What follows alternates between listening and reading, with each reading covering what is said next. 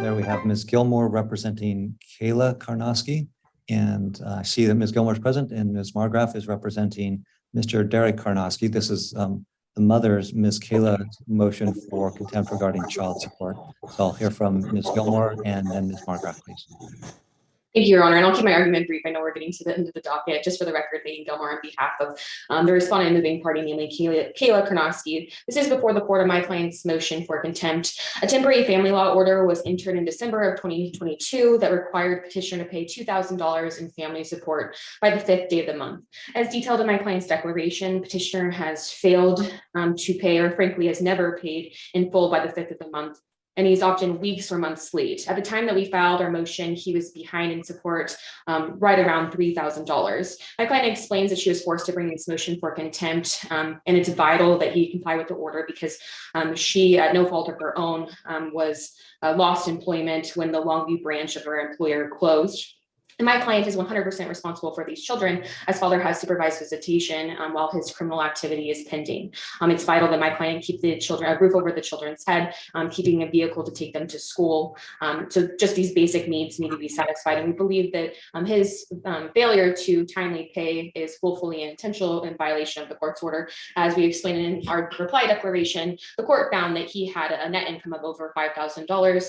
Even if we submit, looking at his previous budget, he has more than enough funds to survive and pay support timely as he continues to live with his parents. He again claims that he does not have an ability to pay, but he frankly doesn't provide any sort of billing statements or anything that would support it. Frankly, what we believe is he's prioritizing whatever expenditures or failing just to pay support, again, just to intentionally violate the court order to hurt my client, but frankly, they're only hurting the children. If the court looks to his previous income statement, he has a history of working substantial overtime. In the recent statement submitted in response to our motion, he has almost no overtime. So frankly, what we believe is occurring here is that he's refusing to work overtime through his typical employment. And my client has a reasonable belief that he's working a second job and receiving funds under the table to avoid support. So we do believe that the violation is willful and intentional. My client simply needs the funds paid timely, and she doesn't want to bring this back before the court and to continue to force this order. So we do ask the court find contempt. We ask the court award fees, enter a judgment for the amount owing, in order that to purge the contempt, he timely pays support for 12 months. Thank you, Your Honor. Thank you. Ms. Margraf. Thank you, Your Honor. For the record, Anna Margraf on behalf of petitioner Derek Karnowski, as we pointed out in the materials that we filed with the court, Mr. Karnowski has never had the ability to pay and demonstrated good faith effort. Actually, Ms. Karnowski's materials filed with the court show that, with the fact that he's made multiple trips since the entry of the orders to make those payments into the joint account that she has access to. This was only hinted at, but Mr. Karnowski never felt he was in the position to request the court rethink the $2,000 per every month on the 5th, just because with everything else taken into consideration, it's not just the financial declaration that was filed by Mr. Karnowski before he retained me. There have been multiple other charges that have come up since then, and now he's basically been forced to pay to see his own children. He's been engaging in mental health evaluations, domestic violence evaluations, been paying for a GAL. And again, Ms. Karnowski doesn't believe this. There's a $32,000 loan on that trailer that was bought, and he has to pay back on it every single month. Also has to drive to work. Allegations about refusing overtime are unfounded. The overtime and double time last year was actually very much out of character for his job. This is a union position. He does not get to demand overtime. If it's not available, it's not available. He has not refused any work. There is absolutely no second job. Furthermore, we'd like to point out that Ms. Karnowski on her end did not file anything substantiating her allegations that there's an issue with the unemployment department. That should have been a paper copy sent to her that could have been easily filed with the court. We didn't see any evidence of that. We also noticed that she's doing DoorDash. Allegations that she has absolutely no support to cover the childcare are also untrue. Mr. Karnowski's parents are available. He is often working. She can reach out at any time. In fact, we've received material showing that she is purposely withholding them from the grandparents. And to summarize, Mr. Karnowski cannot do $2,000 a month on the 5th every month.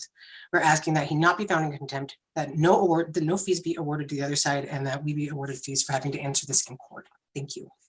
Thank you, Ms. Margraf. All right. So there was an order implemented on effective October 1st of last year that required $2,000 of family support, a combination of child support and also spousal maintenance. Looks like October there was no payment. November there was a substantial payment, $1,800. In the month of December, there's full payment of $2,000. In January, there was just $28 shy of the $2,000. And then February and March, it was $1,500 each month. So it sounds like the main complaint I'm hearing from Mr. Karnowski is that having the $2,000, and I think this is borne out by the multiple deposits during a month, of having the $2,000 on the 5th of the month is problematic and difficult. Not impossible, but difficult.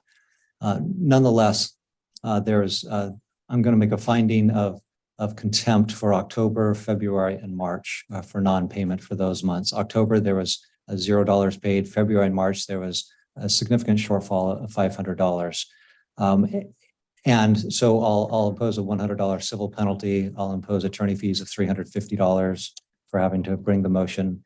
And then I just want to just give just a brief discussion to possibly changing the due date to 2 dates, $1,000 on the 5th and $1,000 on the 20th. Ms. Gilmore, do you have any thoughts on that? And the difficulty is my understanding is both my clients rent to maintain her trailer at the location, as well as her car payment is at the beginning of the month. So the difficulty of that is if you split that, then she's not going to be able to make those payments in full. I do acknowledge that I don't think there's a motion to modify the order. No. So I'm hesitant to agree to that. That's kind of my client's position is she's not frankly going to be able to make her bills if it's changed. Okay. All right, just wanted to touch base on that, see if there's any agreement there. It sounds like there's not at this point. All right, and I just want to just address Ms. Margoff's arguments. The indication is that, right now he's making roughly net of $5,000 per month. He's making a fairly good wage. I think it's $38.70 per hour, even if you don't take into account any overtime. So I recognize it's a significant strain on anybody to pay $2,000 a month that just kind of out of the blue, and this is just starting, in October. But I think given the payment record, I'll make those findings for October, February, and March. Cause 20-. Any points of clarification? 08. No, Your Honor. There we should have Mr. Roberts representing Justin Hesh and Mr. Hamir. I see Mr. Roberts is present. Morning. Good morning, almost afternoon. And Mr. Hamir is here representing Georgia Hesh, and I believe that Ms. Height is the guardian ad litem. Ms. Height, I am, Your Honor, and I would like to make a preliminary comment if you would indulge me. Yeah, I will. On page 2 of my report, the paragraph that begins on line 9, I appear to have had a kind of a back to the future moment, and I typed all those dates as 2003 rather than 2023. My apologies to the court. Obviously, my intent was to do that as 2023. And in addition, I mentioned the previous judicial officer instead of Your Honor in the first sentence. I referenced Judge Hahn rather than Judge Evans, and my apologies for those errors this morning. I just wanted to get those out there first. Judges are fairly fungible. That's all right. Okay. All right. Thank you, Ms. Height. So Ms. Height filed her report on April 13th. And I assume all parties received a copy of that, and we're here to review that. So Ms. Height, do you have any preliminary or any overview type summary comments related to your report other than what you've shared? Very quickly, Your Honor, I would like to again bring to the court's attention that I was very gratified that both parties genuinely want to do what's in this little guy's best interest. And that was very clear to me and very positive moving forward. And then my other recommendations that I listed, generally, I just stand by those. Okay. All right. Thank you. We'll hear from, if we could, from the petitioner. So Mr. Roberts. Thank you, Your Honor. So I figured this would be a pretty abbreviated hearing. I have no strong comments about Ms. Height's report. I can respond if Mr. Hamir is going to mention anything or if the court wants some information. My client's position is he'd like a slight modification to what she's recommending. She effectively is recommending, depending on whether there's a school day or not. And after her recommendation was sent out, I asked her if there's no school, what time are we talking about for an exchange? What would you recommend? And she said 10 o'clock. So she's effectively recommending somewhere between a 51 and 56 hours of visits on week 1 and a 3 to 8 hour visit on week 2 for what is roughly, depending on school, 26 to 32 hours per week.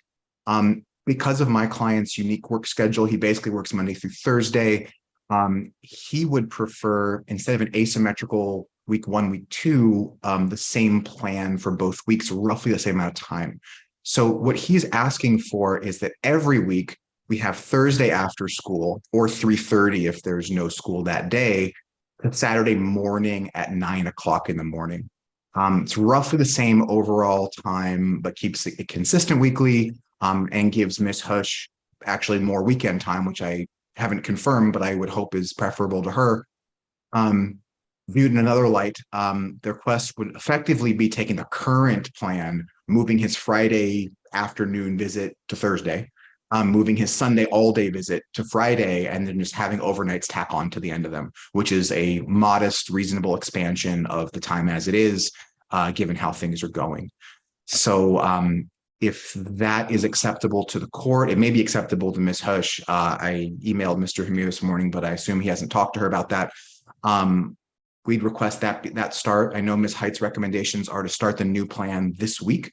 So if we could start the Thursday schedule per Mr. Hush's recommendation request this Thursday, that would be fantastic. Okay, thank you. Mr. Hamir.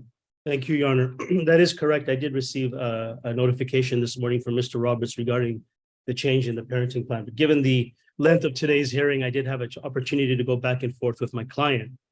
One of the concerns that I'm requesting is, number one, that we fully adopt Ms. Height's report, as we find that it is, agreeable on our end.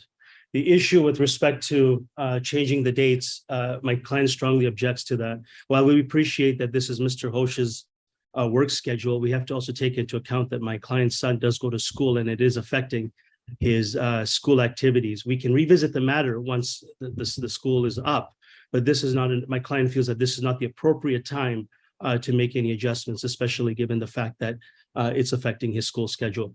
Thank you, Your Honor. Thank you. Ms. Height, can you remind me how old Ryland is? He is, I believe he's just turned 7.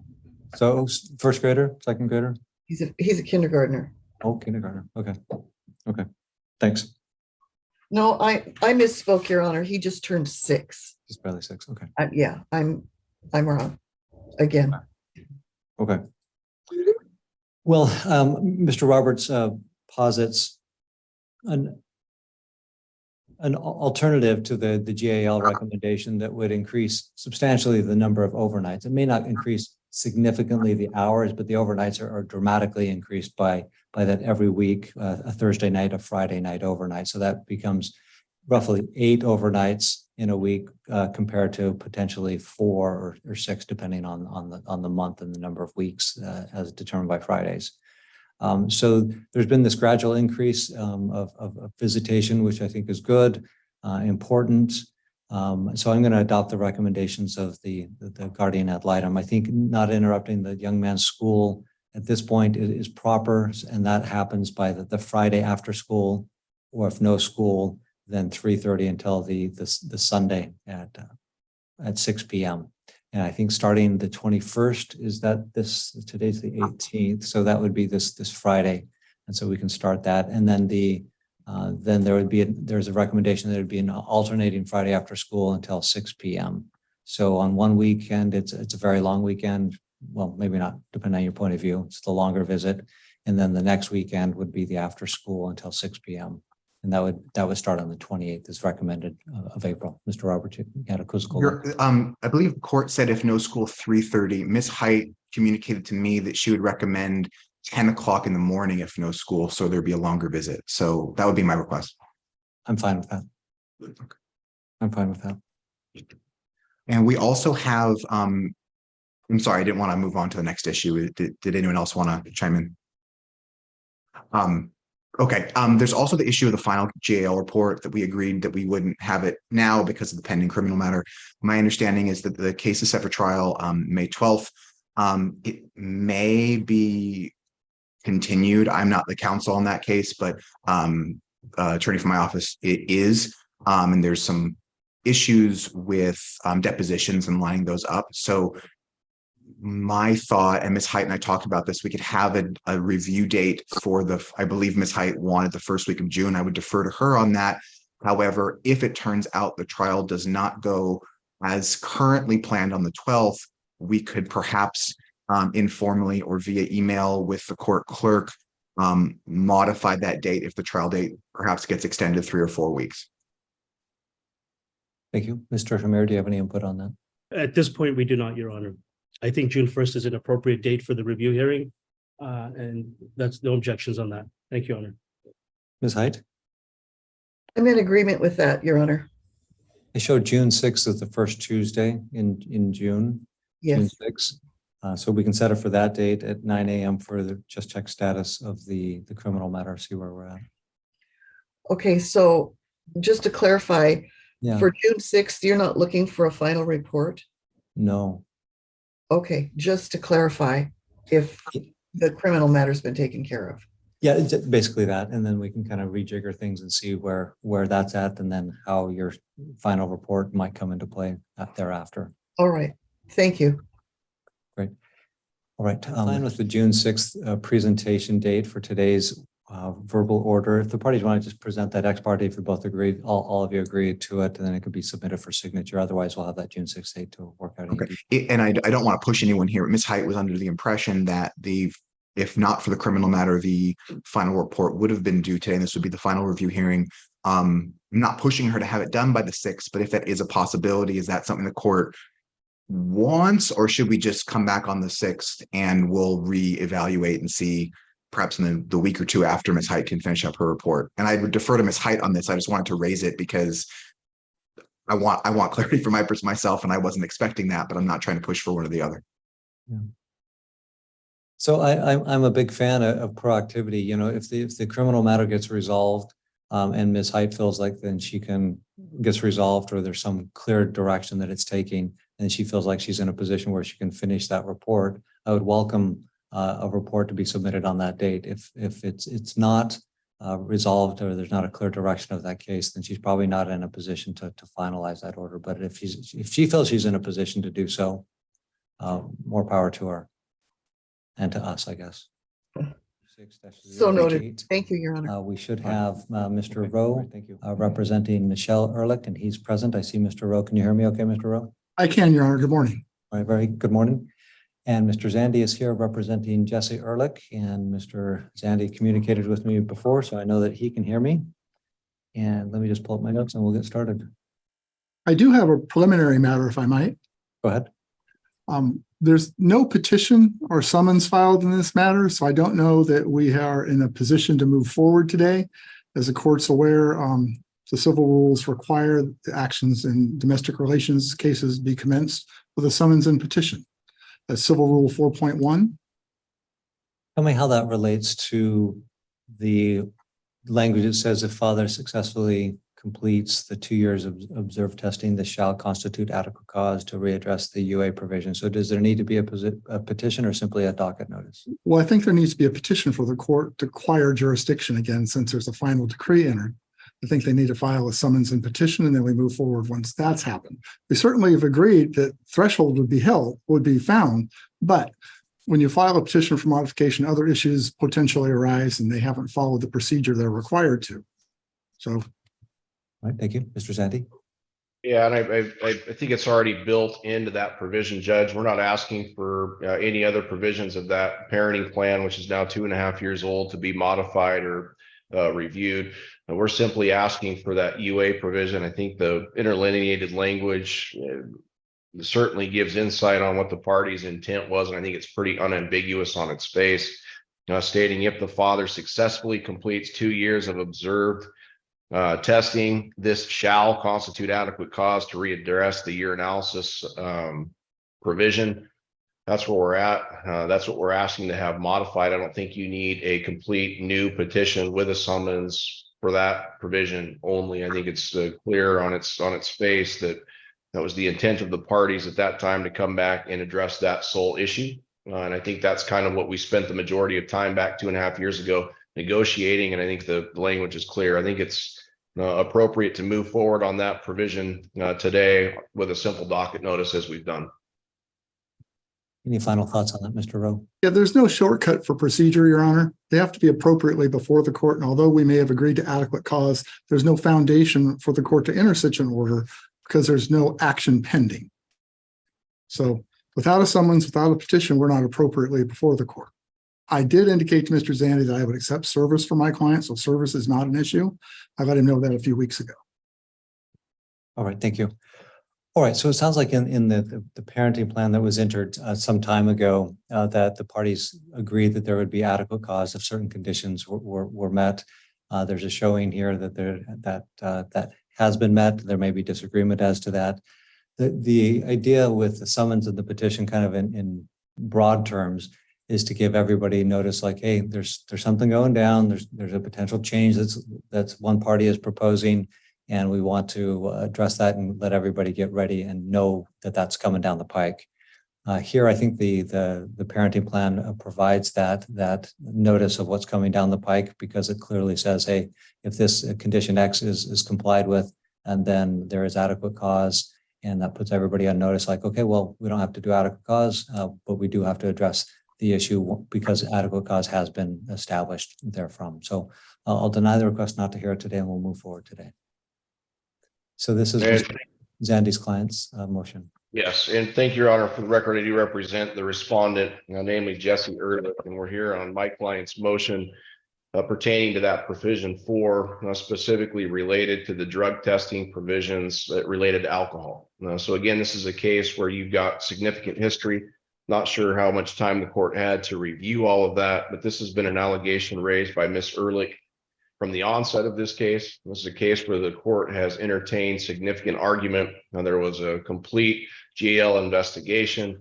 There's been evaluations. There's been 39 alcohol tests that have been conducted by my client over the past 5 years since the parties separated.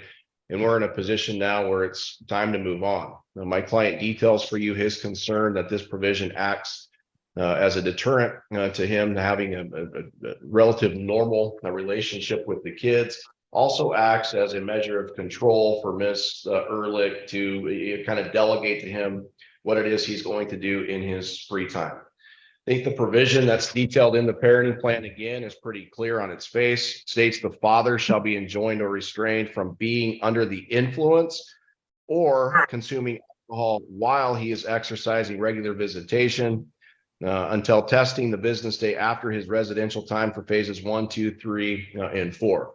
He's now on phase 4. He's been on phase 4 for an extended period of time.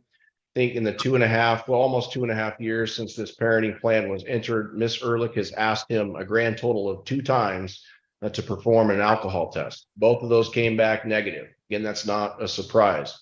Only test over the past 5 years. And again, that predates the parenting plan. And it was cited or discussed in Ms. Ehrlich's declaration was from, I believe it was Labor Day of 2019. Weekend he didn't have the kids, and that came back positive. Again, no surprise to him. He readily admitted that.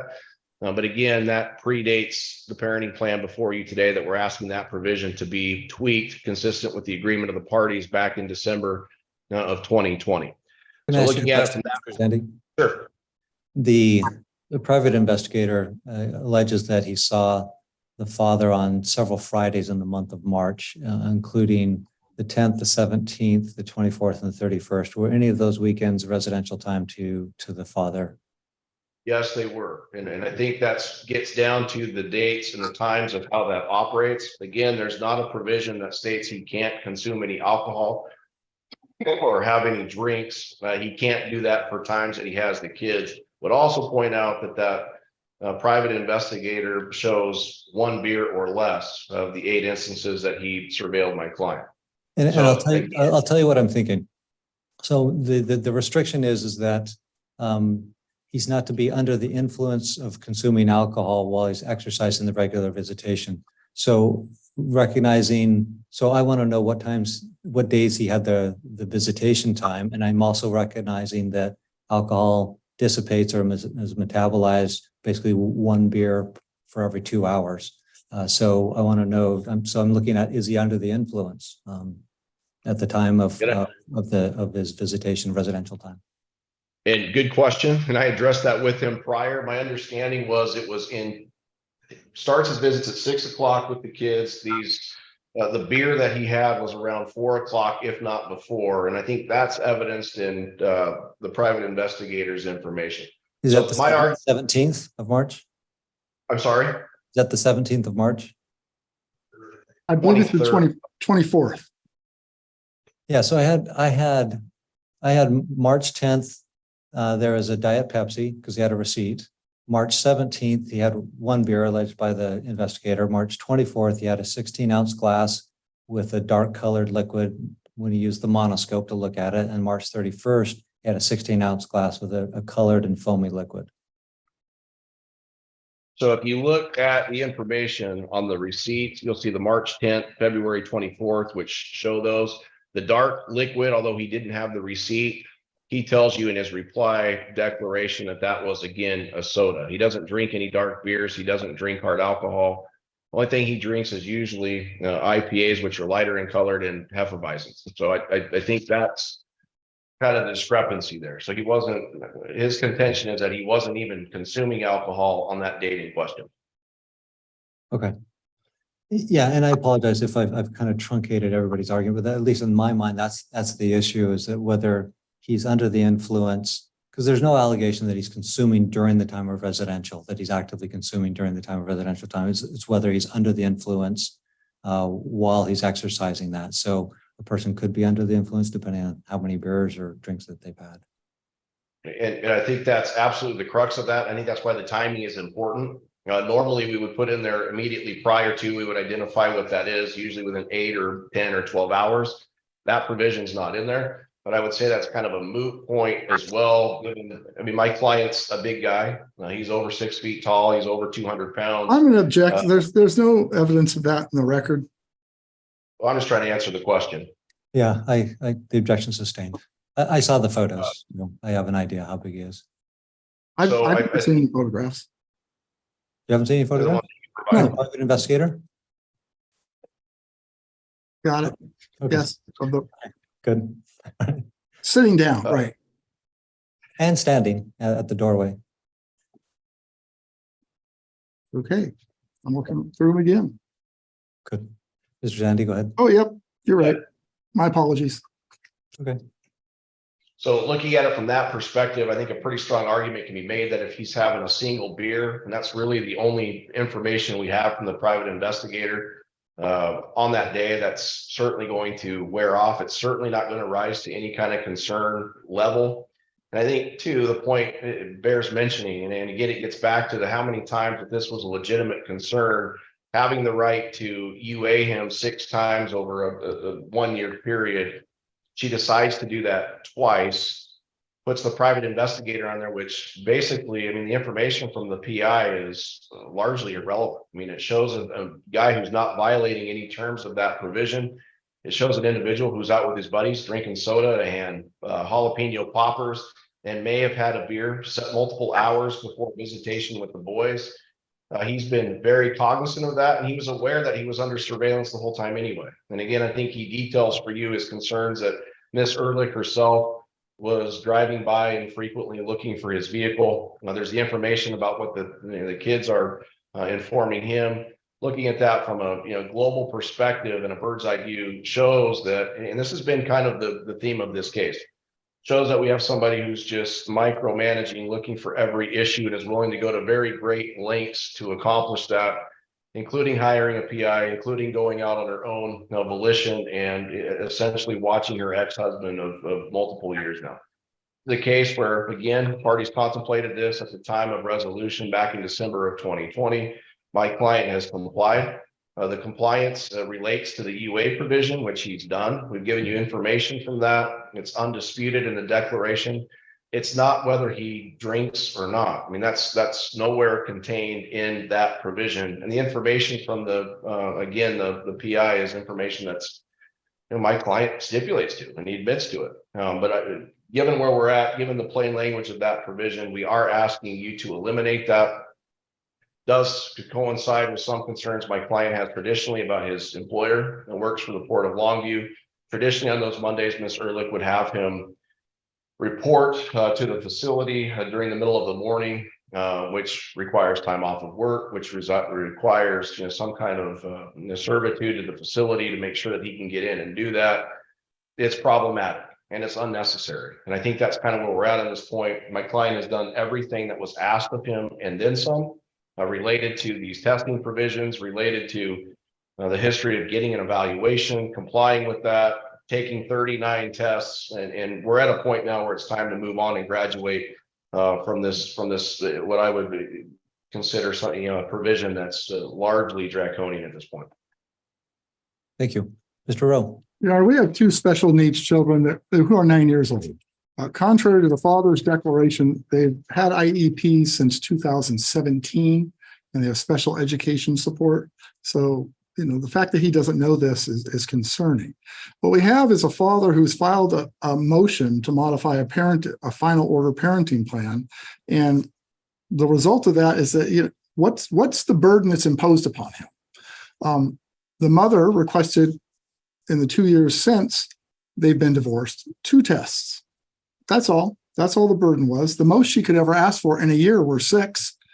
And apparently, if he hasn't tested positive during that time, during the 2 tests he did take, then maybe that provision prohibiting him from drinking is working.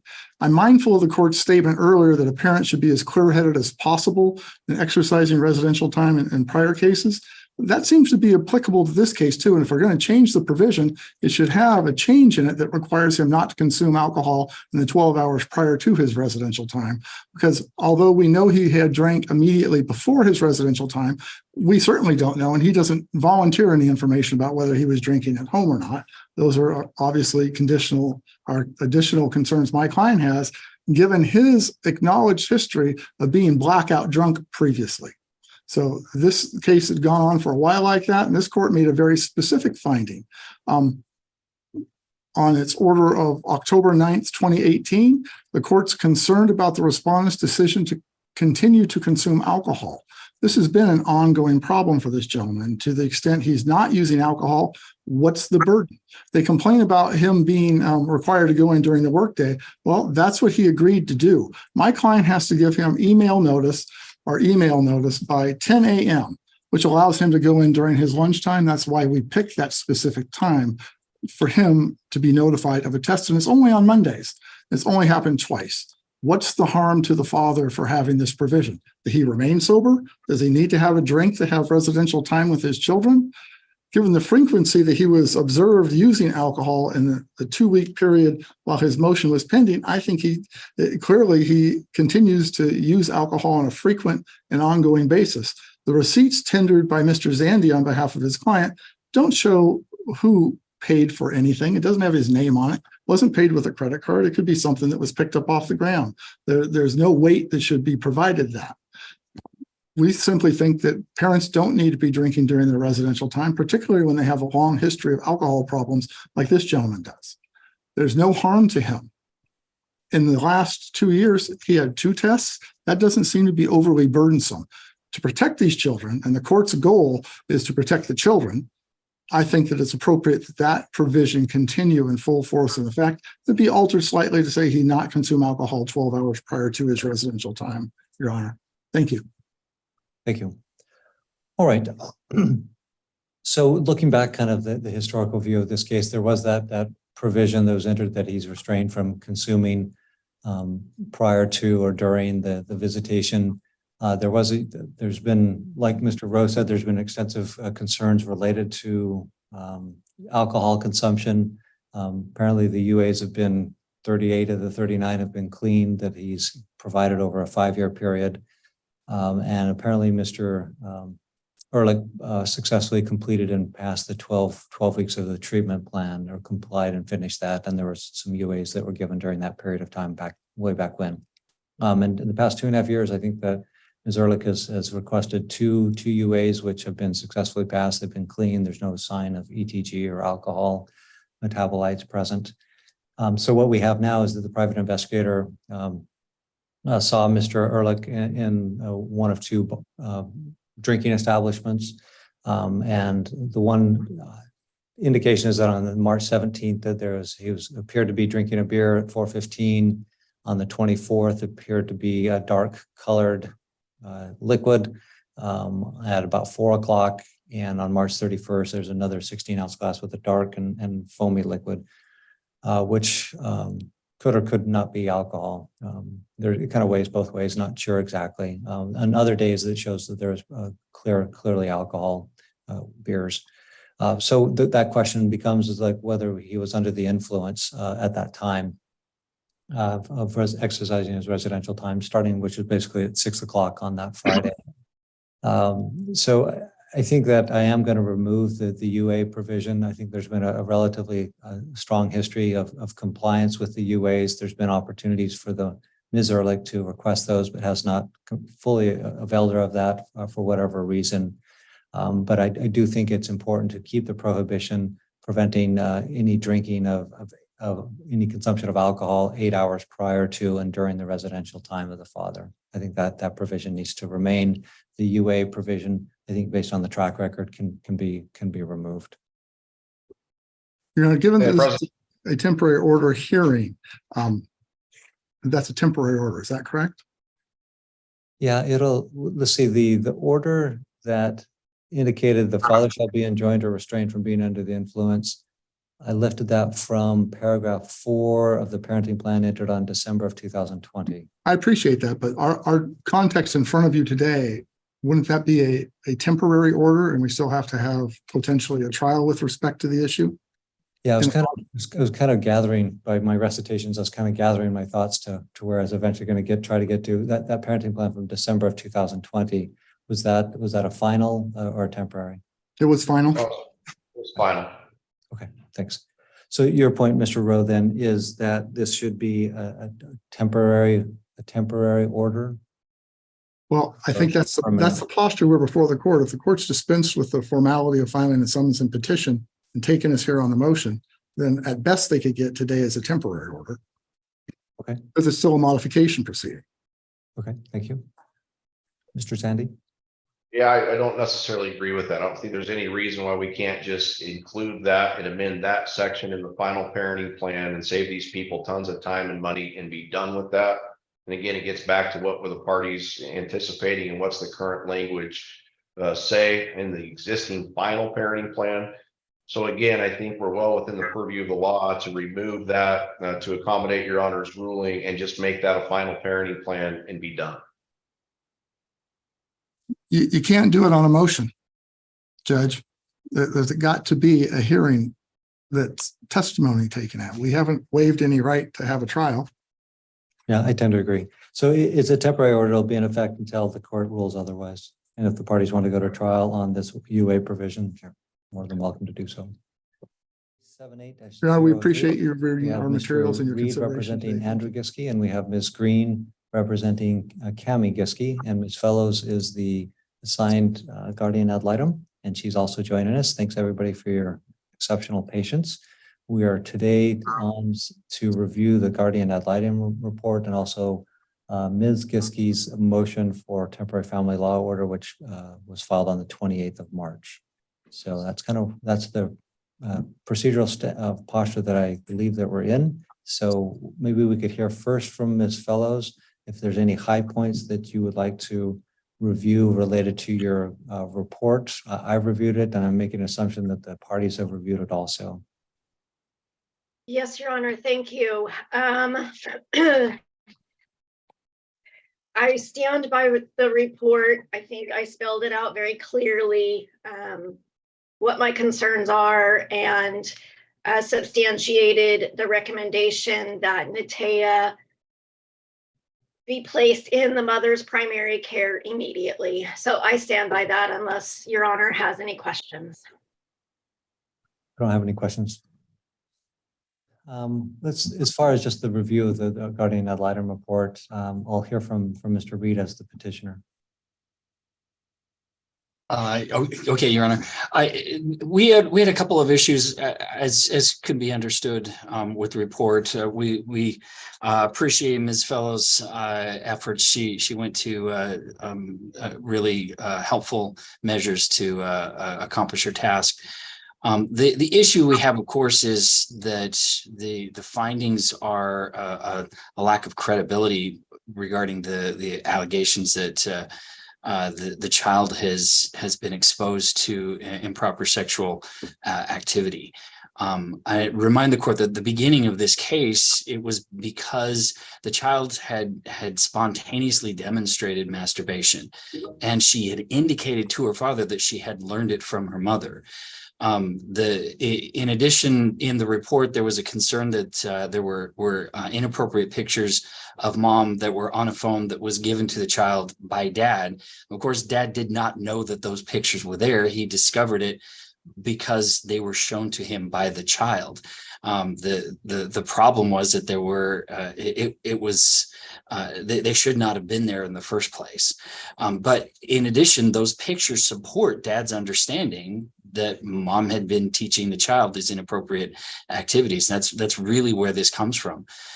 There was a concern about the protection order that was issued, the timing of the protection order that was issued in January, and Your Honor, and really that there was no GAL report at that time. The timing was simply a matter of dad had discovered from the child that there were some additional indications of sexual abuse. The child had been complaining about her genitals being in pain, and again had said that her mom had touched her. It was dad simply responding to the child in all cases. Another concern that apparently tipped the scales in this case were the visits that Ms. Fellows made to dad's house, and that it was messy. It was right after Easter. They had a large group of people at the house. He had not had a chance to clean the house. The unfortunate aspect of this is that there was only one visit. While we recognize that the visit can be spontaneous and at any time, it was unfortunate timing that there was a messy house on the day that she visited. The request to immediately have the child now go report to mother, it will pose a significant harm on the child. She will be uprooted from her childhood home that she has lived in with her parents. She'll be removed from her school and sent to another state.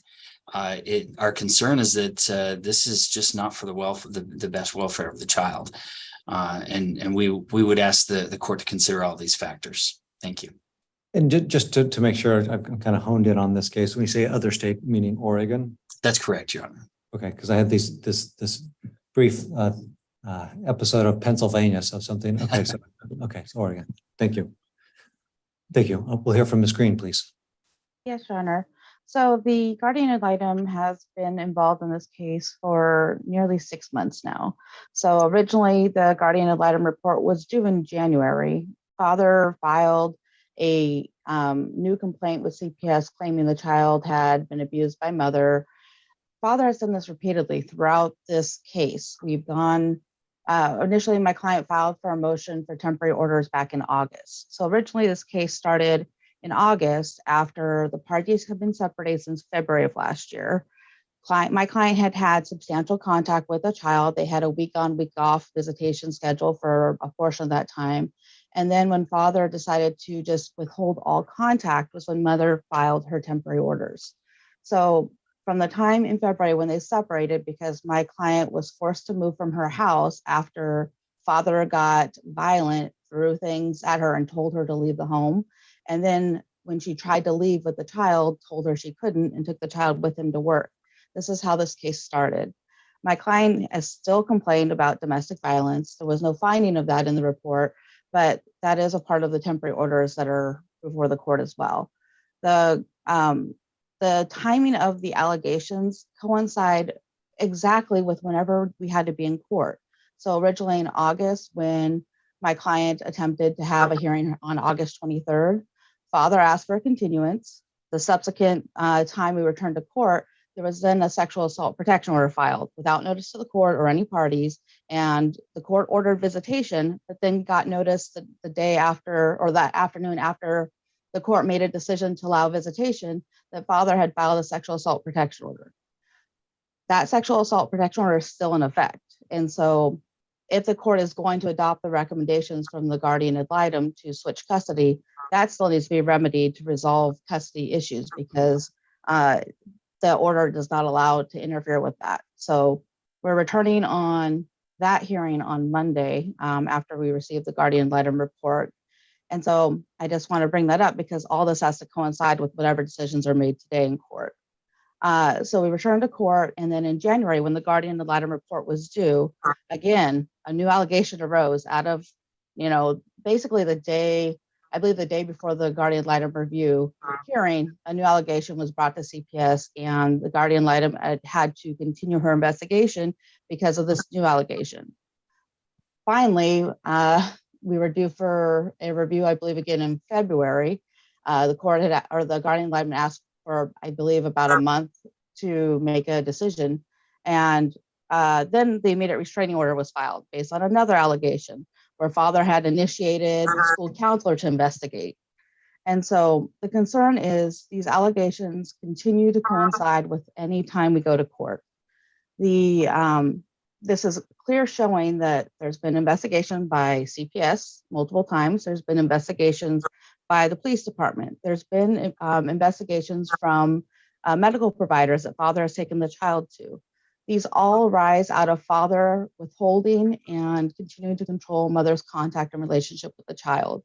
And I think the guardian ad litem has found that very truly to be the issue, that the allegations are unfounded. They're based on father providing the child intimate images and information, and nothing that my client has ever done. She's had supervised visitation since September when the court allowed visitation to occur, and even then withdrew or withheld her based on another new allegation, and no basis, nothing has ever been found that my client has done wrong. And I think this goes to that control and domestic violence that my client is concerned about. And we're asking that the change in the custody occur as soon as possible with consideration of what needs to happen with a sexual assault protection order. The biggest concern that was not brought up by Mr. Reed is that this child has missed an exorbitant amount of school. It's been weeks and weeks that the child has not been in school.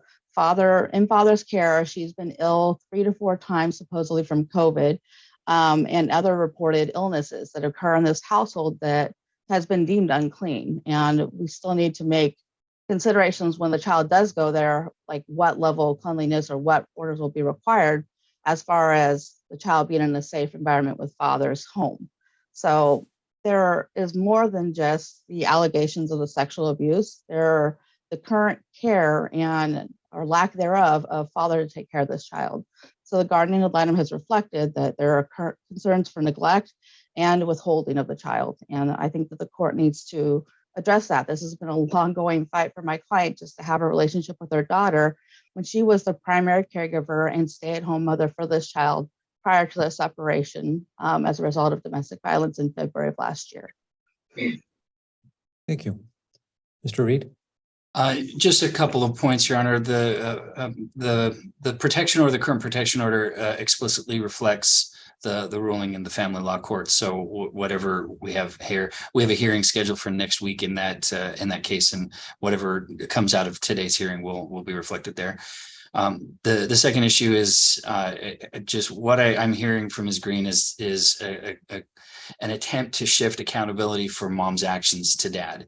It's a blaming dad for the problems that clearly mom has expressed some inappropriate behavior, and she's trying to point the finger now at dad so that she can have her way. Thank you. All right, thank you. Your Honor, if I may.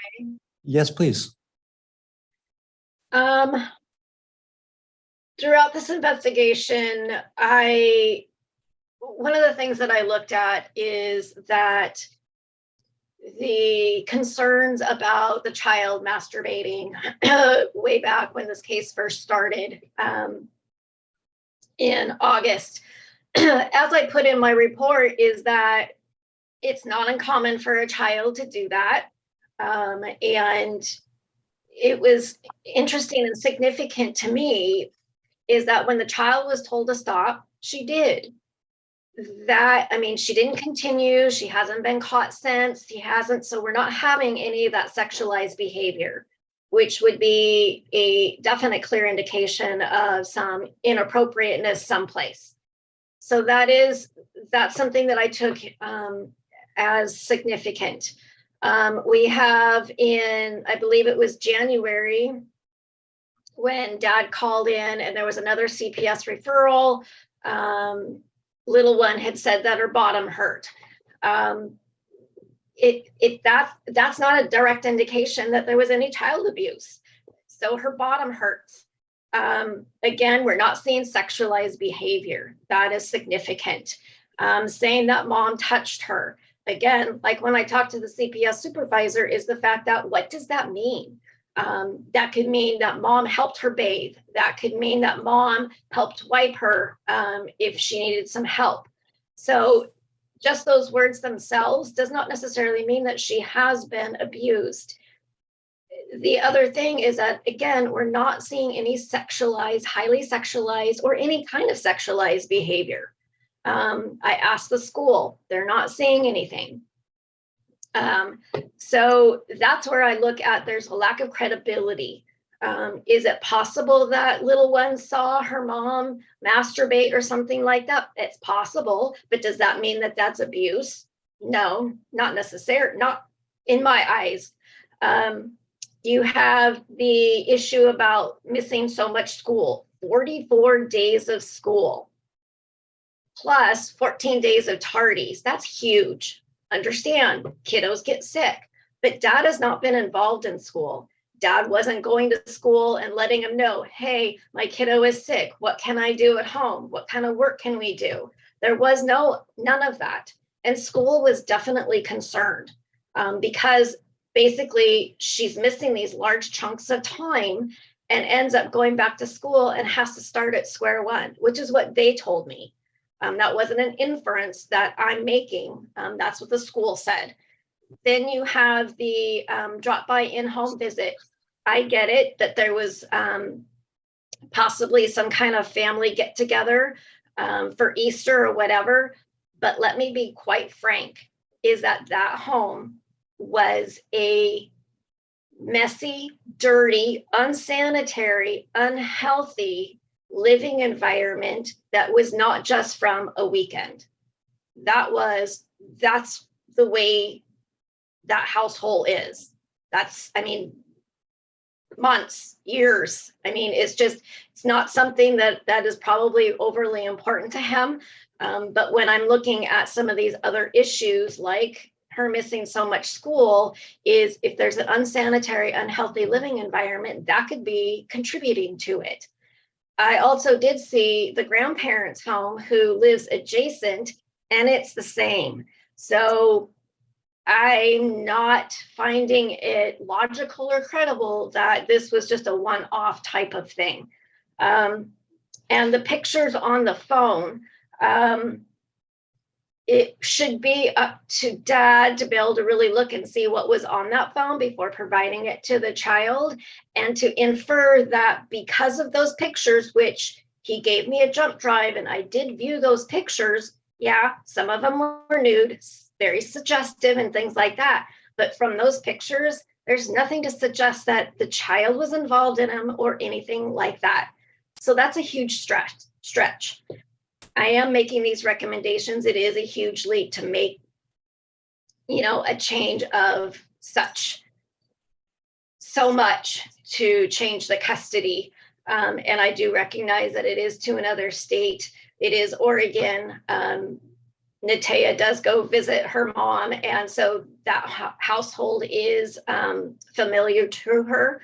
But I do think that given the living conditions in the home, plus the schooling, those are huge. And therefore, I am standing by that recommendation that this needs to be done immediately or as soon as possible, given the sexual assault protection order, so that Natea can get into school, can get the help that she needs to be able to be ready for first grade. Thank you. Okay, so what we know about this case is that there were concerns related to the child being seen by, I think it was the grandmother masturbating, and the concerns, that's kind of where everything started back in August. And so there was a series of court actions that put in place kind of the cobbled together parenting arrangement we have at this point. Prior to that time, my understanding is that Mr. Giske was the breadwinner in the home, and then Ms. Giske was the stay-at-home parent of Natalia. I'm not sure of the pronunciation, I apologize. So what we've seen since that time is that there's been a lot of concern expressed related to Natalia and the photos of the mother and masturbation by both, and how that maybe have influenced the child and the child's well-being. There have been investigations into the allegations by the Woodland Police Department. They made a finding that they were not pursuing any charges, and that's there. And so of particular note is that well, let me go back. So Mr. Giske has a concern that his child has been exposed to sexualized behaviors, and that's basically child abuse in his mind. And so that's why he undertook these different actions. What we see from August until the present is that there's those indications from the child of sexualized behavior have not necessarily repeated themselves. I think there was another episode in the bathtub with another parental figure, which was quickly quelled. What we do see is that there's not been sexualized acting out, which you generally will see with children that have been victimized. It doesn't go away lickety split. It's something it's deep rooted and stays, and it's oftentimes hard to remove. The origin or how the child may have become familiarized with masturbation, I'm not sure. There's the natural curiosity. There's potential from the phone and the pictures. I'm not exactly sure, but I think I echo the comments of Ms. Fellows, is that there was a strong tendency and reason to believe if there was a sexual abuse of the child, that there would be this continued kind of, it just kind of naturally comes out. Little children aren't good at holding things in, and just comes out like you eat garlic, somebody's eating garlic. The concern with the cleanliness of the home, I recognize people live in a variety of different ways, and some people are more messy and some people are just really clean. And there's a broad spectrum in which people can healthily and safely live in that broad spectrum.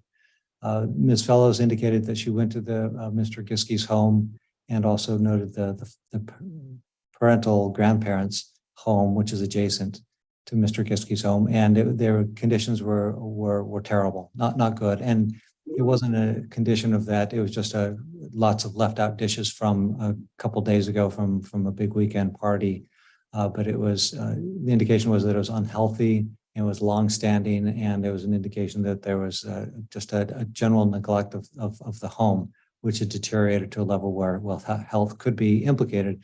And that's further bolstered by the fact that the child has missed a significant number of days. 44 days is a lot, even taking into account COVID. There's not a clear connection, at least in my mind, but there's a reasonable inference that the home may be a contributor. Mr. Giske's home may be a contributor to the ill health of the child. When a child's immune system is strong, they're able to fight off things better. Kids do share germs and the like, but the state of the home is very concerning. And I'm going to make a finding of neglect related to the messy house and the absences. I'm not making a finding as to withholding. I recognize that the timing is suspect of particular court actions, but I'm not going to make a finding of withholding.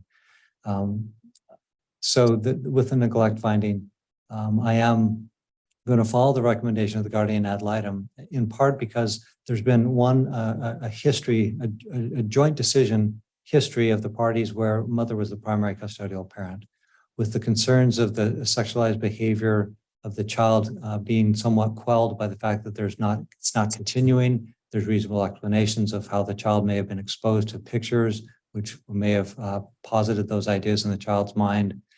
I think with those being kind of somewhat satisfied or covered to the court's satisfaction, that I will change the primary custody of the child to the mother. And that'll begin on April 28th. The sexual assault protection order, it sounds like there's provision in there that the family law matter will control. That's my anticipation. So the alternating weekends arrangement, I'll adopt that. Those will be alternating weekends from Friday at 6 p.m. until Sunday at 5 p.m. And during the father's time with the child, he'll need to go to significant efforts to make sure that the home is clean prior to the start of the visit. That's really important. If I catch wind that there's unhealthy conditions, I'm not averse to making sure that the child is not exposed to that environment by some adjustment. So with regard to the Love and Logic and Children in Between, I'm going to ask both parents to take those classes. I think that will be helpful and will hopefully make them both even better parents than they are currently. The child, I think, is the suggestion that she engage in counseling and have mental health professional support her in her life. I think that's appropriate, and that should start within 60 days.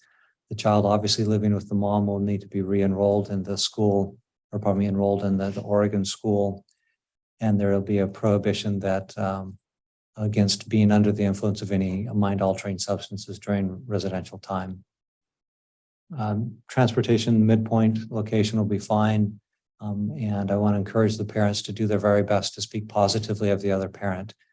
Because when a parent speaks negatively of another parent, the child absorbs that and it damages them because they're a part of that other parent. So the more that you can speak positively of the other parent, the more that's going to benefit your child, even though it may be hard. That's a real benefit to the child. I'm adopting the holiday schedules as presented by the guardian ad litem. So that's the ruling. I'll ask the parties if you have any questions or clarifications or concerns. Your Honor, if I may ask just to speed up the child's enrollment, if father can provide the list of the child's medical providers and vaccinations. I know that's usually a requirement for the schools. Okay. Mr. Reed, any comment on that? I'm sure Your Honor we'll do our best to provide that information. Okay, yeah, I think that's appropriate that be facilitated. If I don't hear any additional requests for clarifications, we can take a look at a setting for presentation, knowing that the 2nd or the 9th, maybe the 9th would be more appropriate, May 9th for presentation. We will set it for May 9th at 9 o'clock in the morning for presentation. So, Your Honor, did you say that this is to go into effect on April 28th? Yes. Okay. Thank you, Your Honor. And thank you, Madam Clerk, for your patience. And Right. Your Honor, we also have my temporary orders motion that was cited on. It has been cited on multiple times. I would like a resolution since there's significant financial matters. And I Yeah. realize Mr. Reed has filed no materials other than a declaration, which has been the status quo on several occasions. I don't know if the court is willing to take a default on our motion since nothing has been filed in response. Your Honor, I would note that the financial declaration that was filed indicates that the dad's monthly income is $2,500. There's simply no ability for anything to be paid to mother for any of her claims. Okay. All right. One question I had about those temporary orders of the financial aspect. Ms. Green, what is the amount of attorney fees you're asking for? So my motion only cites in for 5,000. I did provide a declaration and I'm not sure if the court received it with all the bench copies provided. $33,871.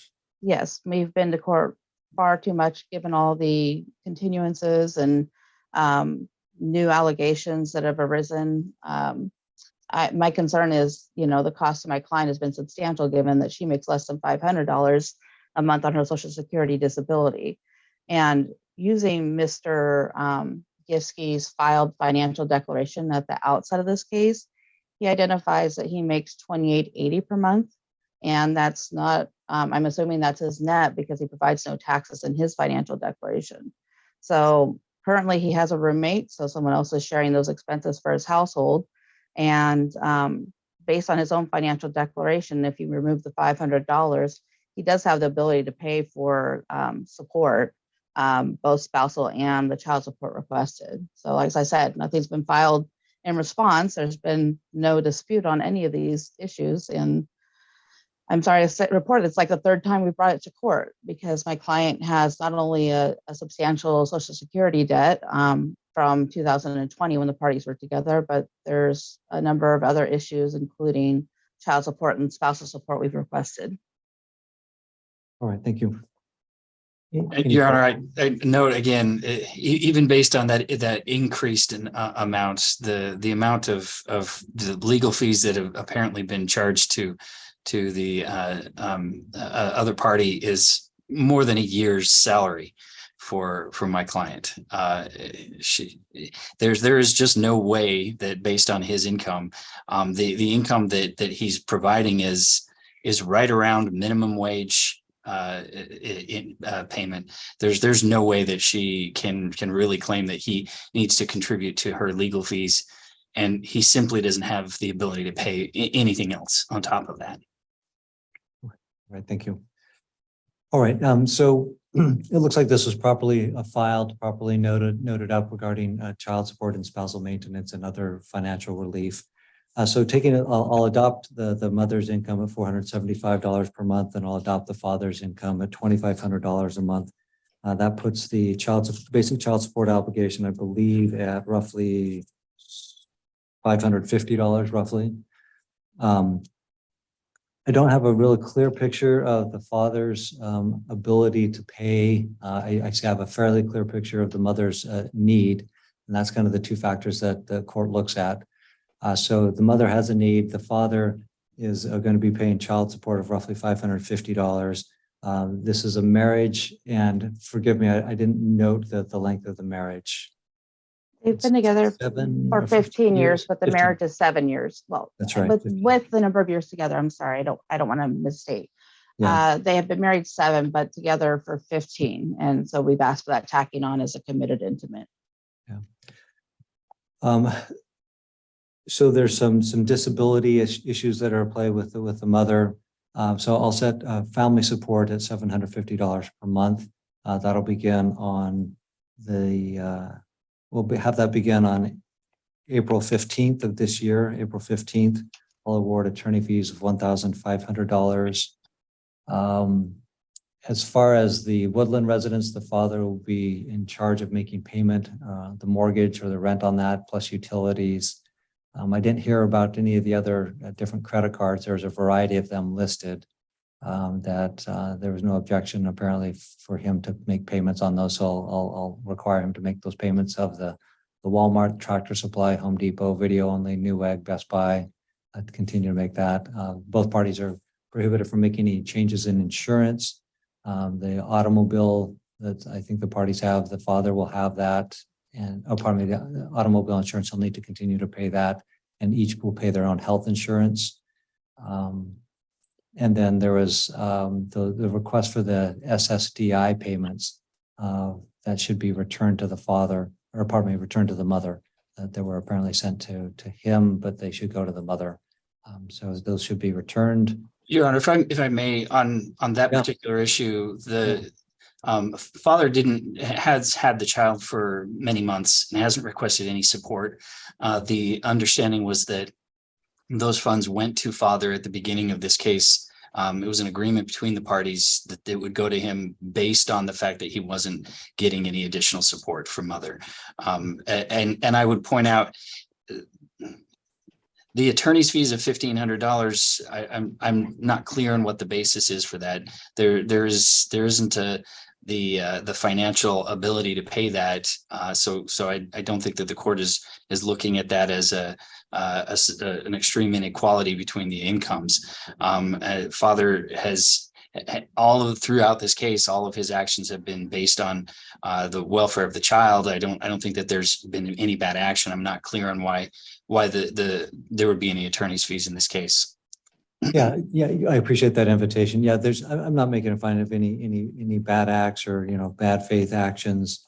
What I am finding is that there's an unlevel playing field between the parties, And there's 5 times the difference of income on a monthly basis. So that's my basis. It's just the inequality there. I'm going to hold off and just reverse myself on the SSDI payments. And that we'll reserve that for a future date if the parties need to address that. But so I'm going to hold off on that. I need a little more information on that. Thank you, Your Honor. Can I clarify too? You stated family support $750 a month. Yes. Is that right? Is that inclusive of both child support and spousal maintenance? Yes. Thank you. So any other points of clarification? Otherwise, I think we've got that. We can set a presentation date. Yes, so the question I had was there's 2 requests for payments on the Social Security. One was the back judgment that was over $7,000 that was listed in the debts. And then the $2,700 was the overpayment that Mr. Giskey's mother received and used to pay for household expenses when she wasn't there. And that wasn't any agreement that she made. They were sharing custody at that point, going back and forth. So I want to dispute Mr. Reed's claim that that was an agreement she made. That was not the case. Okay. Yeah, I'm going to reserve on that. I just don't have enough information and don't feel comfortable since we're talking about larger dollar amounts. Okay.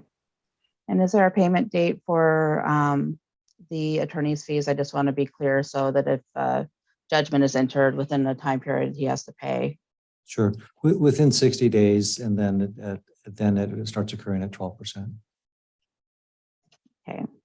And I think that, oh, the other issue was the property pickup for my client. So that's been an ongoing dispute. My understanding is some time ago, Mr. has placed a substantial amount of property outside under a covered garage area. Was that noted in your motion? It is noted in my motion for my client to pick up her computer and personal belongings, and we've never been able to do so, partially because of the sexual assault protection order prevented her from coming to the residence with the child there. So if that is resolved on Monday of next week, we would like to be able to have her come to the residence and pick up her property, including the computer. And if there's anything in dispute, record it for, future discussion. But I don't want it to be a big issue where father has like all his family there and roommates and everything. I want to kind of keep it somewhat civil given the history here. So I would suggest that my client be able to make arrangements with her family to move property. I understand there's some furniture he says it's too big to move in his car, and just have either him or a third party and not a substantial number of people that she can, go to the house. And if he has a dispute over property she's taking, then, take a picture and record it. And, but be able to take at least, her personal belongings and agreed upon items, including her computer. Okay. Mr. Reed. That seems like a reasonable request, John. Yeah, I think that's fine. I can set a date, or if the parties feel that you can choose a date. Otherwise, I'll kind of choose. I think I'll choose a date in which the transfer should occur. And if the parties want to choose a different date, they're more than happy to do that as long as it's before that time frame. So I think it should happen on the 28th of April at 6 p.m. And if there's any disputed items, those items are noted and they would remain. Otherwise, any items that are not disputed, Ms. Giskey can take those with her. And those that are disputed items, we can address those at a later time. I tend to agree that each party should only have 2 additional persons that are there in the immediate vicinity of the home. If Ms. Giskey needs additional people, maybe across the street and that are helping like move bigger items, they can be there, but across the street, but in the immediate vicinity of the home, each party would have two persons that they can be their eyes and ears and supports. Okay, I appreciate that. My only concern is that is also the date of transfer of custody. I don't really want the child to be involved. So how would the court like to address that? I'm not sure if that's when mother will take custody or. April 28th at 6 p.m. is the outer line date. It has to occur prior to that time. And so if the parties feel that that's not a good time, then they could choose a different time. But if they can't come to an agreement, that'll be the time. Okay. All right. I think that addresses all my issues. We can set the same date for return for entry of orders on the 9th if the court's okay with that. I am okay with that. Mr. Reed, you're good with that? Yes, thank you. Okay, great. So we will do that. Ms. Fellows, any last comments? No, thank you, Your Honor. Okay, great. All right, that'll conclude that case for today. We'll see everybody on the 9th. All right, Thank thank you, you. Your Honor, for going through your lunch. I apologize for taking so long today.